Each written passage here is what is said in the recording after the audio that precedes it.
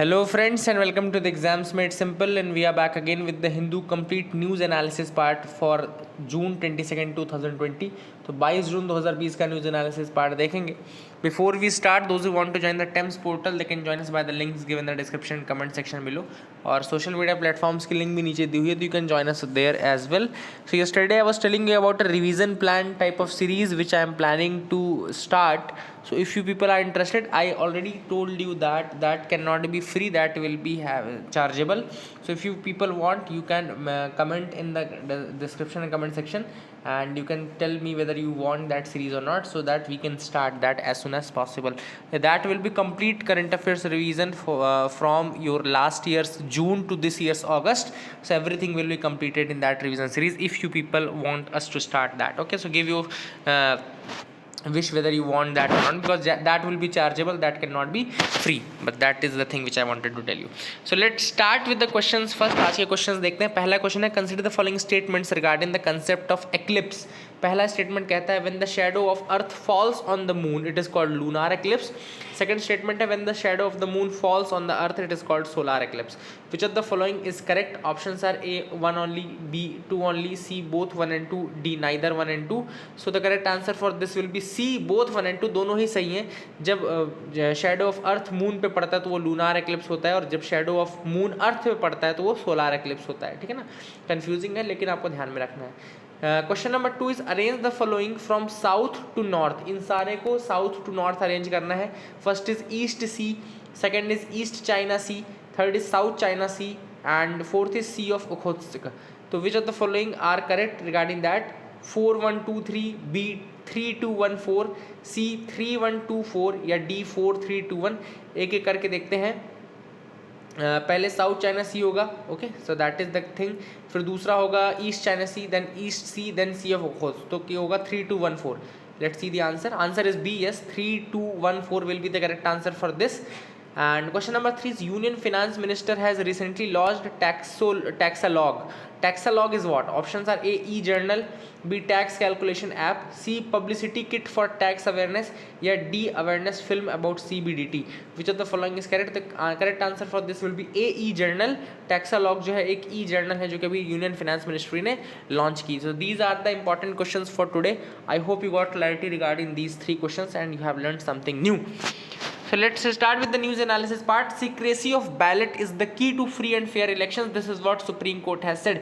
Supreme Court का कहना है कि secrecy of ballot यानी कि आपने किसको वोट दिया किसको नहीं दिया ये बिल्कुल आपका सीक्रेट अफेयर है, और जब तक आप नहीं चाहते तब तक कोई भी व्यक्ति फोर्सफुली आपसे ये चीज़ नहीं पता कर सकता है कि आपने किसको वोट दिया या नहीं दिया. That is wrong if someone forces you to tell whether you gave vote to which party and all. तो ये चीज़ें सुप्रीम कोर्ट ने कहा कि secrecy of ballot that is paramount for maintaining free and fair elections. जो free and fair elections है which is one of the basic structure of this constitution, free and fair election, वो अगर आप maintain करना चाहते हैं तो secrecy of ballot is paramount. This is what Supreme Court has said. Now it is the policy of law to protect the right of voters. एक तरीके से right of voters को protect करता ही है कि वो अपनी secrecy को maintain रखें.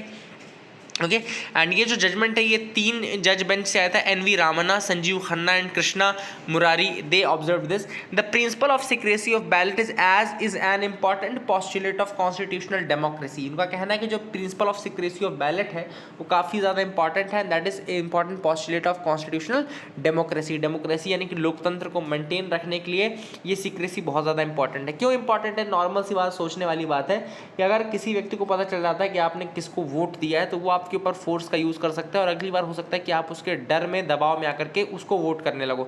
सो बेसिकली आपका जो फ्रीडम था, जो वोट करने का अधिकार आपको आर्टिकल 326 के अंतर्गत दिया गया है, यूनिवर्सल सफरेज वाला जो आर्टिकल है कि हर 18 साल से ऊपर के व्यक्ति को वोट करने का अधिकार है, जो पावर आपको दिया गया, अब आप डर के कारण किसी और को वोट करोगे, उसको वोट करोगे, तो जब आपका वोट मतलब वहाँ पे कॉम्प्रोमाइज़ हो जाएगा तो वो फ्री एंड फेयर इलेक्शन के अंतर्गत नहीं आएगा.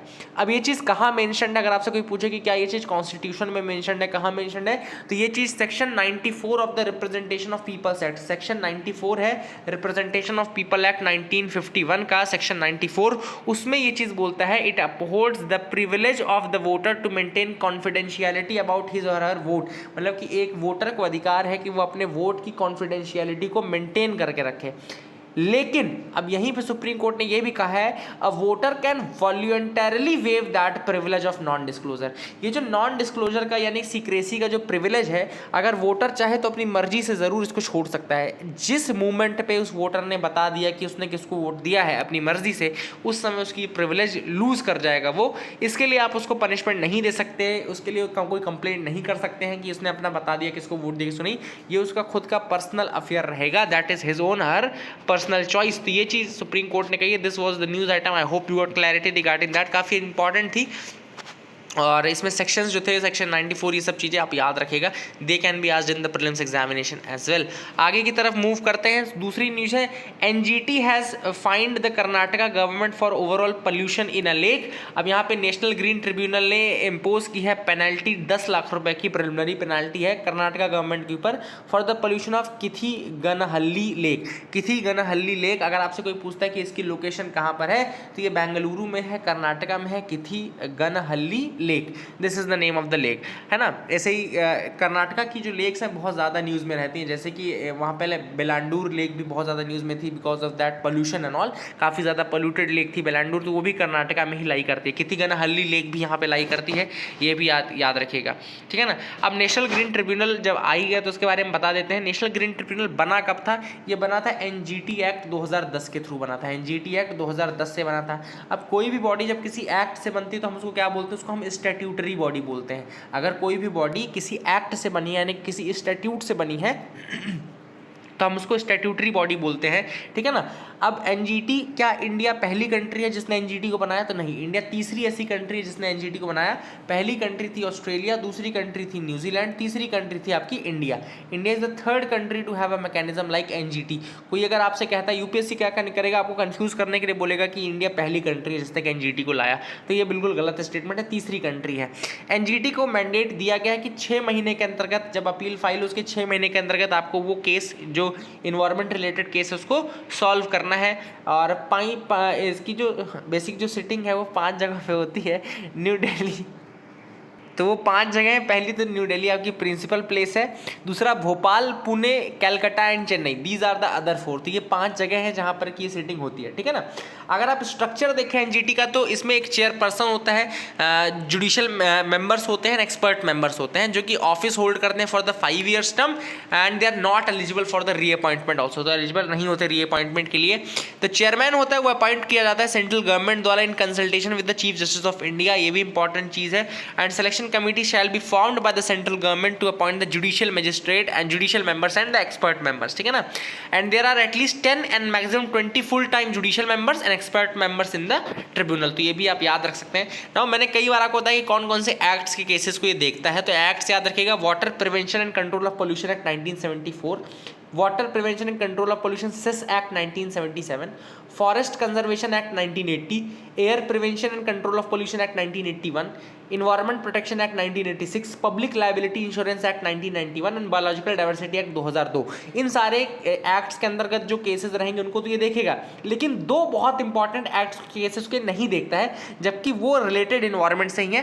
पहला है wild life protection act of 1972 और दूसरा है scheduled tribes and other traditional forest dwellers recognition of forest rights act 2006 have been kept out of this jurisdiction। 1972 वाला और 1927 का फॉरेस्ट राइट एक्ट भी इससे बाहर है। ये आपको इंपॉर्टेंट याद रखना कि 1972 1927 के फॉरेस्ट वाला एक्ट भी इसके अंतर्गत नहीं आता। तो these are the things which are important. I hope you got clarity regarding NGT. और ये किथिगनहल्ली लेक का नाम जरूर याद रखना, ये इसकी लोकेशन आपके कर्नाटका में है, ठीक है ना। यहाँ पे ये तो कई दिनों से चल रहा है कि बागजान एरिया जो है वो आपका कहाँ पर है, तो याद रखें असम में है बागजान एरिया। तो बागजान में अभी क्या है, बेसिकली ब्लो आउट्स हुए थे वहाँ पे, जो ऑयल वेल्स थी, ऑयल माइंस थी, वहाँ पे काफ़ी ज़्यादा ऑयल वेल्स में काफ़ी वहाँ पे ब्लोस देखने को मिले। काफ़ी एरिया में बहुत दिनों तक फायर वहाँ पे एग्जिस्ट किया है। तो बागजान, आपसे अगर कोई पूछता है कि बागजान कहाँ पे लाई करता है, तो वो असम में लाई करता है। बागजान ऑयल एरिया है जो यहाँ पे लाई करता है। और अभी रिसेंटली ऑयल इंडिया लिमिटेड ने CPCB के ऑर्डर का अपोज किया है, जिसमें बोला बोला गया कि सारी जो crude oil and gas wells हैं बागजान एरिया में उसको बंद कर देना चाहिए, तो ऐसा कहा गया था। Naval ship bringing back 198 from Male. अब यहाँ पे है कि INS ऐरावत जो कि माले से चला है मालदीव्स में जो कि लाई करता है, वहाँ से 198 इंडियंस को लेकर आ रहा है। अब ये क्यों लेकर आ रहा है? क्योंकि कोविड-19 के बाद 8 मई को इंडियन नेवी ने एक ऑपरेशन लॉन्च किया जिसका नाम था ऑपरेशन समुद्र सेतु। तो पहली चीज़ थी कि अगर आपसे कोई पूछता है कि ऑपरेशन समुद्र सेतु किसने लॉन्च किया है, तो वो इंडियन नेवी ने लॉन्च किया है, इंडियन नेवी ने लॉन्च किया है। दूसरा क्वेश्चन आपसे पूछ सकता है कि ऑपरेशन समुद्र सेतु क्यों लॉन्च किया गया है? तो ऑपरेशन समुद्र सेतु इसलिए लॉन्च किया गया है क्योंकि जो लोग फंस गए हैं दूसरी ऐसे आइलैंड नेशंस में जो हमारे इंडिया के हैं और कोविड-19 के टाइम पे वहाँ फंस गए हैं, तो उनको वापस इंडिया में लाने के लिए ये बेसिकली ऑपरेशन लॉन्च किया गया है। ऑपरेशन समुद्र सेतु इसका नाम है, याद रखिएगा। इसमें कुछ शिप्स है जैसे कि INS ऐरावत, अभी देख लिया माले से आ रहा है। इसके पहले हमने देखा था कि INS जलाश्व था, INS मगर था। INS जलाश्व जो था वो मालदीव से लेकर आ रहा था, मगर जो था वो श्रीलंका से लेकर आ रहा था। तो ये कुछ जो ऑलरेडी चलते हुए थे। एडिशनल फंड सॉट फॉर जल जीवन मिशन। तो जल जीवन मिशन जो कि जल जीवन मिशन मिनिस्ट्री कौन सी है? मिनिस्ट्री ऑफ जल शक्ति। इन्होंने बेसिकली ये कहा है कि हमको और ज़्यादा फंड चाहिए। जो जल शक्ति मिनिस्ट्री है उसने कहा है कि फाइनेंसेस बहुत कम हो गए हैं बिकॉज ऑफ द कोविड-19, और जो वर्क्स हैं जैसे कि वाटर के, सैनिटेशन के, इनके जो काम है इनको पूरा करने के लिए 82,000 एक्स्ट्रा पैसा आपको चाहिए होगा, इतना हमको एक्स्ट्रा फंड चाहिए होगा। तो 15th फाइनेंस कमीशन ने, जिसको कि हेड को इसने किया है, NK सिंह ने हेड किया है 15th फाइनेंस कमीशन को, तो उनसे और ज़्यादा पैसा वो मांग रहे हैं नाउ। और उनका कहना ये कि जो अगर ड्रिंकिंग वाटर प्रोजेक्ट्स हैं, जो टैप वाटर कनेक्शंस हैं और वाटर स्केर्स एरियाज़ में आपको ये सब करना है। आर्सेनिक और फ्लोराइड हिट एरियाज़ में, आर्सेनिक और फ्लोराइड का याद रखना कि they are the most important जो कि पॉल्यूटेंट्स हैं आपको कहना चाहिए वाटर में, वो है राजस्थान, स्पेशली राजस्थान एरिया में जैसे आर्सेनिक का बहुत ज़्यादा पोल्यूशन आपको देखने को मिलता है। ऐसे ही आपका आंध्र प्रदेश रीजन भी काफ़ी ज़्यादा पोल्यूटेड रहता है, ठीक है ना। तो आपको ये याद रखना कि राजस्थान, अब फ्लोराइड का तो पूरे इंडिया में ही आप कह सकते हैं कि उत्तर प्रदेश, मध्य प्रदेश, ये सारे स्टेट जो हैं ये फ्लोराइड से परेशान है। तो फ्लोराइड का कंसंट्रेशन ज़्यादा है। इसके अलावा कुछ और जैसे क्रोमियम का कंसंट्रेशन ज़्यादा हो जाता है। ये सारे कुछ एलिमेंट्स हैं जिनका अगर कंसंट्रेशन वाटर में ज़्यादा आ जाए तो वो पोल्यूटेंट हो जाता है। लेकिन जो सबसे बड़े दो हैं वो आर्सेनिक और फ्लोराइड इंडिया में, और हाई सैलिनिटी, ये 3 इंपॉर्टेंट मेजर चीज़ें हैं जिस कारण से पानी हमारा पीने लायक नहीं रह जाता। अगला है Hyderabad firm gets DCGI nod for generic remdesivir. अब रेमडेसिविर जो ड्रग थी जो ऑलरेडी यूज़ की जा रही थी, ट्रायल किए जा रहे थे फॉर कोविड-19, उसका जेनेरिक ड्रग बनाया गया है बाय हिटेरो। हिटेरो क्या है? एक ड्रग मेकर है जो कि हैदराबाद में हेडक्वार्टर्ड है। हिटेरो कंपनी का नाम है, ड्रग मेकर है, ये हैदराबाद में हेडक्वार्टर्ड है। Drug controller general of India, जो drug controller general of India है, ड्रग के फील्ड में जो सबसे बड़ी जो अथॉरिटी है, उसने रेमडेसिविर जो कि जिलियड की दवाई है रेमडेसिविर, उसका बेसिकली एक जेनरिक वर्जन बनाया है फॉर कोविड-19। इसका नाम कोवी-4 रखा है उन्होंने, कोवी-4 इसका नाम रखा गया। तो अगर आपसे कोई पूछे कि कोवी-4 क्या है या किसका जेनरिक वर्जन है, तो वो रेमडेसिविर का जेनरिक वर्जन है ना। रेमडेसिविर का जेनरिक वर्जन है, कोवी-4 रेमडेसिविर का है, and it will be 100 milligram vial, that is injectable, and इसका एडमिनिस्ट्रेशन किया जाएगा in the hospital settings and all. Okay, तो रेमडेसिविर का है। एंड आपको ये बताना है कि रेमडेसिविर कौन से डिसीज़ के लिए यूज़ होती है। रेमडेसिविर आपको बताना है कि कौन से डिसीज़ के लिए यूज़ होती है। This is the question for you, please do answer this in the comment section below. Okay, तो आप चाहें तो इसका आंसर ज़रूर कमेंट सेक्शन में नीचे कर सकते हैं। आगे मूव करते हैं। Madhesis now oppose the Nepal rule. अब नेपाल एक नया रूल लाने की सोच रहा है, उसका अपोज मधेसीज ने किया है।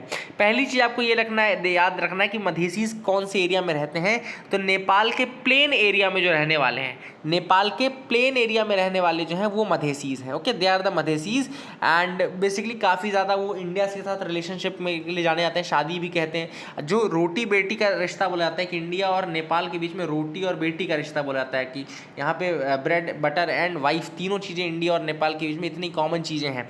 तो वहाँ पे एक नया रूल नेपाल ये ला रहा है कि 7 years वेटिंग पीरियड रखा जाएगा जब एक फॉरेन वुमेन मैरी करेगी किसी नेपाली मैन को। अगर कोई फॉरेन वुमेन, मतलब कि इंडिया से, सपोज इंडिया की वुमेन उनके लिए फॉरेन है, तो अगर कोई फॉरेन वुमेन मैरी करेगी नेपाल के मैन को, तो वहाँ पे 7 साल का वेटिंग पीरियड लगेगा before giving her the citizenship of Nepal. Nepal के सिटीजनशिप देने के पहले 7 साल का वेटिंग पीरियड लगेगा। तो इसका अपोज किया जा रहा है बाय द मधेसीज, एंड उनका ये कहना है कि ये जो मूव है एक रेशियल मूव है, this is not a very good move, it's a racial move.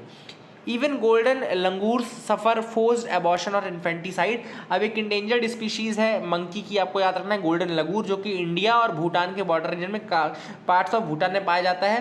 And यहाँ पे भी इनको देखा गया कि फोर्स्ड एबॉर्शन और ये सारी चीज़ें इनके में मिलती है। तो इसको जीज गोल्डन लंगूर कहा जाता है। ट्रैकीपिथेकस जीव उसको बोलते हैं, इसका जो साइंटिफिक नेम है ट्रैकीपिथेकस जी इसका नाम है।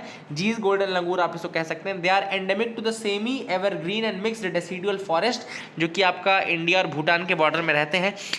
आसाम में काफ़ी काम किया गया है गोल्डन लंगूर्स को लेकर के। 3 रिवर्स हैं वहाँ पे, ब्रह्मपुत्रा साउथ में, मानस ईस्ट में और संकोश आपका वेस्ट में है। ये 3 रीजन्स है जो कि आपका कहना चाहिए कि जिनके बीच में गोल्डन लंगूर लाई करते हैं।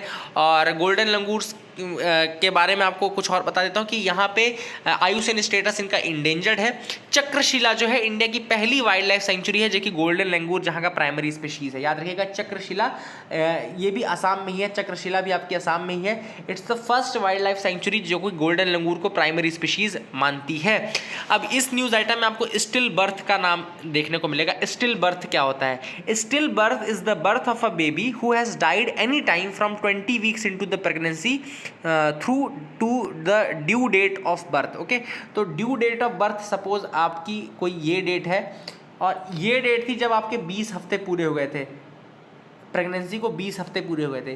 तो अगर इस पीरियड के दौरान 20 हफ्ते के बाद ये बर्थ तक के पीरियड में अगर बेबी की डेथ होती है तो उसको कहा जाता है स्टिल बर्थ, उसको स्टिल बर्थ कहा जाता है। उसको एबॉर्शन नहीं बोलते हैं, मिसकैरेज नहीं बोलते हैं। मिसकैरेज भी एक टर्म होता है जिसमें बेबी की डेथ हो जाती है, लेकिन वो 20 हफ्ते के पहले होता है। अगर 20 हफ्ते के पहले बेबी की डेथ हो जाए अपने आप तो वो मिसकैरेज कहलाएगा। और अगर 20 हफ्ते के बाद और आपके बर्थ तक के पीरियड के बीच में वो चीज़ डेथ हो जाती है बेबी की, तो वो आपका स्टिल बर्थ कहलाता है, ठीक है ना। और अगर बेबी की जो जब पैदा हुआ बेबी और उसका वेट 400 ग्राम था, लेकिन वो मतलब कि डेड पैदा हुआ, तो ये पता लगाया जाता है कि इसकी डेथ कब हुई थी। तो 20 हफ्ते के बाद अगर हुई है तो वो स्टिल बर्थ की कैटेगरी में आ जाता है, that is known as stillbirth. तो ये कई बार ये गोल्डन लंगूर के केस पे भी देखा गया। So that is it for the day friends. I hope you like our video. Please do like share subscribe, keep loving us, keep sharing us. Thank you and have a nice day. And please do tell me about that plan which we have planned, कि अगर आपको चाहिए तो आप बता सकते हैं। आपको रिवीजन वीडियोज अगर चाहिए तो we will be making that also. Okay, so that is it. Thank you and have a nice day.